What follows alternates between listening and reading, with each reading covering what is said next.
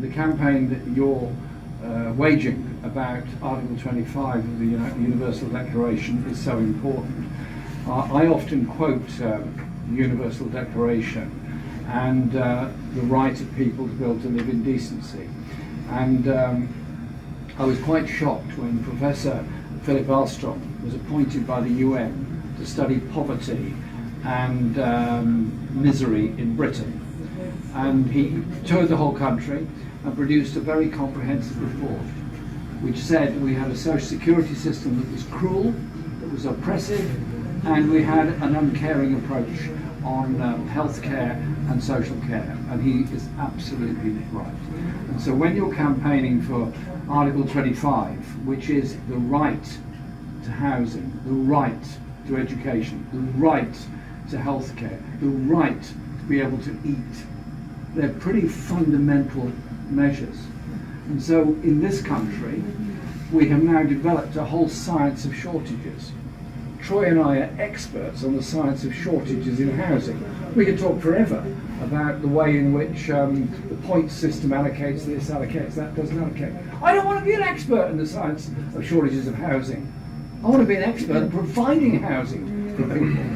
And our health service has been sliced apart by privatisation, by handing out contracts, by giving away whole swathes of the service, and we now have the insult of private medical companies taking our NHS to court because they didn't get a contract of some sort. That's just robbery of public money that should go on healthcare. We have a care system that doesn't work because it is largely in private hands. It has to be public provision of healthcare and of primary care itself. And so I want to live in a world where there is universal education, universal healthcare, and that everybody gets something to eat.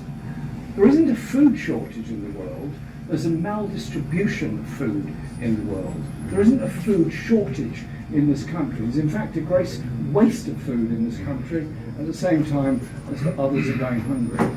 But it's not just about us in this country, rich as this country is.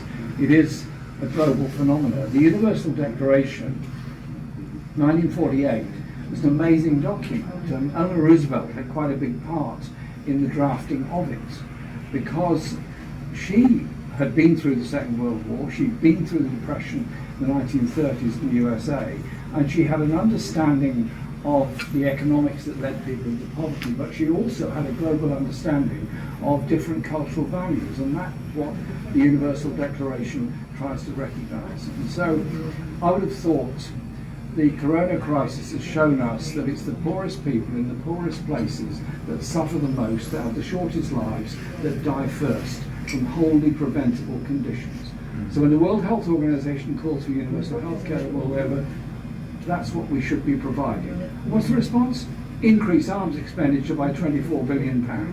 That is not going to save any child or cure any illness. It's only going to make the world a more dangerous place. And so your work in putting the slogan of share the world's resources up everywhere is very important. But I'm looking forward to seeing it on the back of every bus. So when I'm cycling around, I can read it. So when I'm cycling up behind the bus and I see it there, I'll know this evening was not in vain. So we need to raise money for that. But I just want to say thank you for what you do, for the work that you do. And next month or month after, the COP26 is going to be held in Glasgow.